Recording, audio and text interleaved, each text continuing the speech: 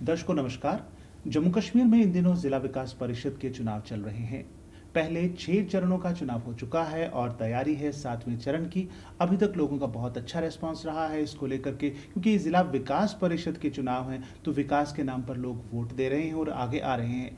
लेकिन इन चुनावों को लेकर लोगों की बहुत सारे सवालात भी हैं, क्योंकि पहली बार जम्मू कश्मीर के इतिहास में ये है कि इसके चुनाव करवाए जा रहे हैं। तो इन सारी बातों पर बातचीत करने के लिए, विचार साझा करने के लिए आज हमारे साथ हैं स्टेट इलेक्शन कमिश्नर जनाब के शर्मा। आइए इनसे बात करते हैं। शर्मा साहब, जैसे कि जिला विकास परिषद के चुनाव पहली बार जम्मू कश्मीर में हो रहे हैं, तो मैं सबसे पहले चाहूँगा कि आप बताएं कि जिला विकास परिषद है क्या और ये किस तरह काम करेगी। जम्मू कश्मीर में जैसा आप जानते हैं 20 ज़िले हैं। अभी तक जम्मू कश्मीर में एक पहले स्टेट लेवल पे और अब यूनियन टेरिटरी लेवल के ऊपर गवर्नमेंट अभी है यूटी लेवल पे और पहले स्टेट गवर्नमेंट लेवल पे रहती थी। एक सेंट्रल गवर्नमेंट है, लेकिन इंडिया की कॉन्स्टिट्यूशन में ये लिखा हुआ है कि डिस्ट्रिक्ट लेवल जो पंचायत बॉडीज़ हैं वो भी सारी स्टेटों में सेटअप करी जाएंगी। बाकी स्टेटों में ये सेटअप हो चुकी हैं, जम्मू कश्मीर में ये अभी तक सेटअप नहीं हुई थी। हालांकि कॉन्स्टिट्यूशन की अमेंडमेंट हुई 91 में।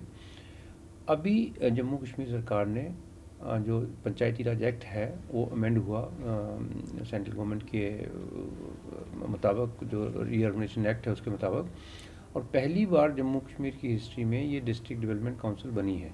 ये काउंसिल हर एक ज़िले में एक होगी, इसके 14 मेंबर होंगे हर एक ज़िले में जी। और ये डिस्ट्रिक्ट लेवल बॉडी जो है ये एक डिस्ट्रिक्ट लेवल की गवर्नमेंट हम इसको कह सकते हैं। जितनी भी डेवलपमेंट की एक्टिविटी है उस डिस्ट्रिक्ट की, वहाँ के जो स्कूल हैं, वहाँ के जो अस्पताल हैं, वहाँ की जो एसेट्स हैं, वहाँ की जो रूरल रोड्स हैं, उनकी देखभाल करना, उनकी मेंटेनेंस करना, सारे एरिया की बैलेंस डेवलपमेंट करवाना, ये इसका कार्य, इसके फंक्शंस रहेंगे। डीडीसी के कायम हो जाने के बाद कहा जाता है कि पंचायती राज सिस्टम जो है उसमें 3 टियर इम्प्लीमेंटेशन शुरू हो जाती है डेवलपमेंट के कामों की। तो ये 3 टियर किस किस लेवल पर किस तरह से होगी, इसके बारे में मैं चाहूँगा कि आप हमें बताएं। एक्चुअली 3 टियर वर्ड जो यूज़ करते हैं हम, ये एक पंचायती राज इंस्टीट्यूशन के लिए यूज़ करते हैं।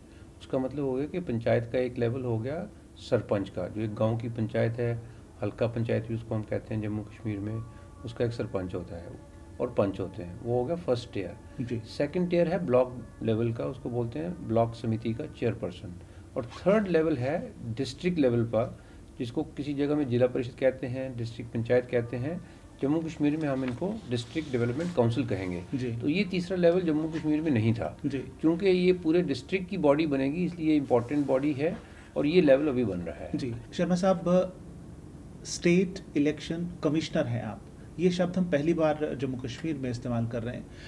Since we are not state any more, we are union territory, तो इसके साथ आपकी जो डेजिग्नेशन है स्टेट इलेक्शन कमिश्नर, ये इस तरह स्टेट इलेक्शन कमिश्नर क्यों इस्तेमाल हो रहा है? स्टेट इलेक्शन कमिश्नर जो डेजिग्नेशन है ये सारी स्टेट्स के लिए और सारी यूनियन टेरिटरीज़ जहाँ पर लेजिस्लेचर है जो कानून बना सकती हैं, वो इंडिया में इस समय 3 हैं, जम्मू कश्मीर की यूटी, दिल्ली की यूटी और पौंडीचेरी की यूटी। ये तीनों यूनियन टेरिटरीज़ भी कानून बना सकती हैं।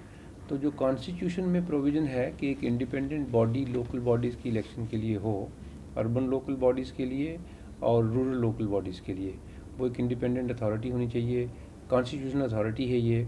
तो कॉन्स्टिट्यूशन में ही ये मेंशन किया गया है कि every state and every union territory with the legislature will have a state election commissioner. तो इसलिए डेजिग्नेशन कॉमन है, तो I am state election commissioner for the union territory of Jammu and Kashmir. Constitutional authority है, independent authority है और इसका काम चुनाव करवाना है पंचायतों में और म्यूनसिपल कॉरपोरेशन और म्यूनसिपल बॉडीज़ में। जी, तो स्टेट इलेक्शन कमिश्नर के तौर पर पहली बार आप यहाँ पर चुनाव करा रहे हैं, तो इसकी तैयारियों के लिए क्या एक्सरसाइज करनी पड़ी, कितनी मशक्क़त करनी पड़ी इसको सफल बनाने के लिए?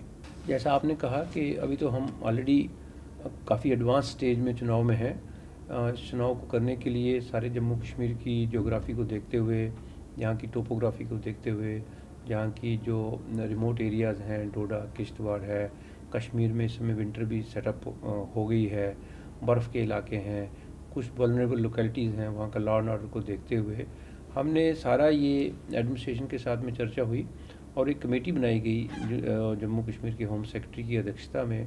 उसमें आईजी कश्मीर, आईजी जम्मू, बाकी और ऑफिसरान रहे उसमें। और उन्होंने ये देखा कि चुनाव एक तो हो सकते हैं और दूसरे चुनाव को पीसफुल करके फ्री एंड फेयर करवाने के लिए इसको 8 फेजेस में किया जाए, ताकि सिक्योरिटी इस्टेब्लिशमेंट जो हमारे लोग हैं वो भी एक जगह जो अपनी ड्यूटी करके दूसरी जगह में जाएं। तो ये सारी जो तैयारियां थी, इसकी इलेक्टोरल रोल्स को अपडेट करना, और ये कानून ये बना है अभी रिसेंटली कुछ ही महीने पहले। और जब ये कानून बना तो अक्टूबर के महीने में ये भी गवर्नमेंट ने डिसाइड किया कि ये चुनाव स्टेट इलेक्शन कमीशन करवाए। और 30 अक्टूबर को मैंने शपथ ली थी, और फिर हमने नवंबर के पहले हफ्ते में ये चुनाव जो है ये अनाउंस किए हैं 8 फेजेस के लिए जी। और जैसा शुरू में आपने कहा कि 6 फेजेस हो गए हैं। अब हम देख रहे हैं कि हमारा जो 7वां और 8वां फेज़ बचा है, उसमें सारे इलेक्टर्स जैसे इंथुजियाज़म से पहले 6 वाले फेजेस में आए हैं सभी डिस्ट्रिक्ट्स में, कश्मीर में भी, जम्मू में भी, कश्मीर के डिस्ट्रिक्ट बांडीपुरा, गांदरबल में, उसमें बहुत ज़्यादा हाई वोटिंग हुई है। ये एक बड़ी खुशी की बात है कि इतनी ठंड के कारण इतने बर्फीले एरिया में भी लोग आ रहे हैं। जम्मू में हमारे पुंछ में कल मैक्सिमम वोटिंग थी, रियासी में, किश्तवाड़ में, डोडा में, जम्मू डिस्ट्रिक्ट में, सभी ज़िलों में, सबका मैं नाम नहीं ले रहा हूँ, बहुत इंथुजियाज़म के साथ लोग बाहर आ रहे हैं। तो इससे ये लगता है कि जम्मू कश्मीर के लोग जो हैं ये अपनी जो डेस्टिनी है, डेवलपमेंट की जो डेस्टिनी है, उसको खुद डिसाइड करना चाहते हैं, और यही इसी से डेमोक्रेसी अच्छी होती है। शर्मा साहब, सिक्योरिटी की बात तो रही, उसके इंतजामात किए गए, और रही बात लोगों के उत्साह की, तो मौसम की परवाह किए बगैर हम देख रहे हैं कि किस तरह से सुबह सुबह जो मतदाता हैं पोलिंग स्टेशंस पर पहुंच जाते हैं। तो कोविड महामारी के चलते चुनाव कराना एक बड़ी चुनौती थी, तो इस चुनौती का मुकाबला आपने किस तरह किया और किस तरह आप उसमें कामयाब हुए? हमने सारे अरेंजमेंट किए हैं। जो पोलिंग स्टेशन है, मैक्सिमम वहाँ का जो पोलिंग स्टाफ है वो सबसे ज़्यादा एक्सपोज हो जाता है, क्योंकि जो वोटर है वो वोट डालने आता है फिर चला जाता है। पोलिंग स्टाफ वाले सुबह वहाँ पर 6 बजे पहुँचते हैं, 2 बजे पोलिंग ख़त्म होती है, फिर उसके बाद रहते हैं।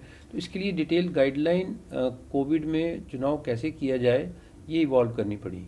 ये गाइडलाइन को जब हमने फाइनलाइज़ किया तो इसमें 1-2 और भी स्टेट हैं जहाँ पर रिसेंटली अभी इलेक्शन हुई हैं, उनकी जो गाइडलाइंस थी उनको हमने मद्देनज़र रखा। इलेक्शन कमीशन ऑफ इंडिया ने भी कुछ गाइडलाइन इशू करी हैं। तो और हमने जो जम्मू कश्मीर का हमारा हेल्थ डिपार्टमेंट है, उनकी जितनी भी प्रोटोकॉल हैं उनको मद्देनज़र रखते हुए डिटेल गाइडलाइन इशू करी सारे प्रिजाइडिंग पार्टीज़ को, सारे डिस्ट्रिक्ट कलेक्टर्स को। तो इसमें हर एक पोलिंग स्टेशन को पहले तो सैनिटाइज़ किया जा रहा है, जिस दिन पोलिंग है उसके पहले वहाँ पर जो पोलिंग स्टाफ है उनको N95 मास्क दिए जा रहे हैं। पोलिंग स्टेशन में 8-10 लीटर सैनिटाइज़र रखा जा रहा है, पानी रखा जा रहा है, साबुन रखा जा रहा है, कुछ एक्स्ट्रा मास्क भी रखे जा रहे हैं।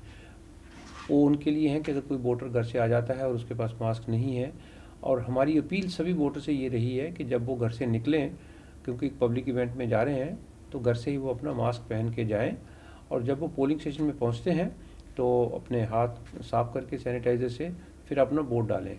तो इसलिए हमको ये अपील हमने कंटिन्यूसली करी है, ये हमने टीवी से भी करी है, न्यूज़पेपर से भी करी। शर्मा साहब, आज का दौर तरक्की का दौर है, तेज़ी से आगे बढ़ने का दौर है, तो इलेक्ट्रॉनिक वोटिंग मशीन्स जो हैं उनको माना जाता है कि आज का ज़रिया है मतदान करने का, लेकिन इन चुनाव में हम देख रहे हैं कि मतपेटियों का, बैलेट बॉक्सेस का इस्तेमाल किया जा रहा है। ऐसा क्यों? एक्चुअली ये जम्मू कश्मीर में, जैसा आपने कहा, स्टेट इलेक्शन कमीशन भी पहले एक तरीके से कहा जाए तो सेटअप हो जाना चाहिए था, क्योंकि ये 91 में कॉन्स्टिट्यूशन में अमेंडमेंट आई और स्टेट इलेक्शन कमीशन सेटअप हुए, तो सभी स्टेटों में लगभग आगे हैं। जहाँ जहाँ पर ये सेटअप हो गए हैं वो कमीशन पंचायत इलेक्शंस को और लोकल बॉडी, अर्बन बॉडीज़ के इलेक्शंस को कैसे डीपन किया जाए, प्रोसेसेस को, इक्विपमेंट को, ट्रेनिंग को, रोल्स को, ये सारे कार्यक्रम वहाँ पर हो रहे हैं। हमारे ये पहली बार यहाँ पर हुआ, हालांकि पंचायत के चुनाव जरूर हुए, बीच में गैप रहे, और यहाँ पंचायत के चुनाव वो चीफ इलेक्टोरल ऑफिसर ही करता था, जो कि इलेक्शन कमीशन ऑफ इंडिया के लिए असेंबली और पार्लियामेंट के चुनाव करता है। हमारी स्टेट में जो टोटल नंबर ऑफ़ EVMs है वो इतना नहीं है जितना कि हमारी वैकेंसीज थी। हमारे कश्मीर में पर्टिकुलरली बहुत सारी पंच की भी और सरपंच की भी एक वैकेंसीज थी, कुछ जम्मू में भी थी लेकिन कश्मीर में ज़्यादा थी। अब अगर हम EVM का प्रयोग करते हैं तो चूँकि पंच कंस्टिट्यूंसी एक गांव में बहुत छोटी होती है और उसके 1-2 पोलिंग स्टेशन रखने पड़ते हैं, तो उतनी ज़्यादा मशीनें उपलब्ध नहीं हैं। इसलिए बैलेट बॉक्स जो एक टेस्टेड वो है वोटिंग का एक साधन है, ये डिसीजन लिया गया बैलेट बॉक्स के जरिए ये चुनाव करने का।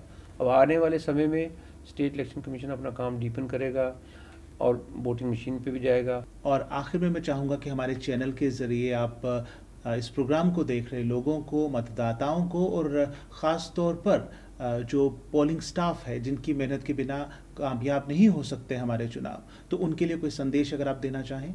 पंचायत रोल का प्रयोग हम इसमें करते हैं। पंचायत रोल्स असेंबली रोल से अलग है, तो इसलिए कई बार लोगों को ये भी जानना ज़रूरी है कि पंचायत हल्का और पंचायत कॉन्स्टिट्यूंसी से उनका नाम सीधे लिस्ट में मिलेगा। और लोग बड़े होशियार हैं, ढूंढ लेते हैं, लेकिन ये उनके पास इल्म रहे तो अच्छा रहता है। और वो पंचायत रोल के मुताबिक उनकी वोटिंग होगी और अपना वोट ज़रूर 16 को और 19 को डालें। और घर से जब आप निकलें तो मास्क पहन के ज़रूर जाएं, क्योंकि मास्क पहनना बहुत ज़रूरी है। इससे आप अपनी सुरक्षा तो करेंगे, लेकिन जो बाकी आपके आगे पीछे लोग हैं उनकी भी आप सुरक्षा करेंगे। तो यही मेरा मैसेज रहेगा, to maximize the participation in the coming 2 phases। Sharma साहब, अपने बहुत ज़्यादा बिजी शेड्यूल के बावजूद भी आपने हमारे चैनल के लिए टाइम निकाला और बहुत सारी जानकारी हमसे साझा की, इसके लिए आपका बहुत बहुत शुक्रिया। Thank you so much. तो दर्शकों, ये थे के Sharma, state election commissioner UT of Jammu and Kashmir, जिन्होंने आज हमें यहाँ हो रहे डिस्ट्रिक्ट डेवलपमेंट काउंसिल्स के चुनाव के बारे में जानकारी दी।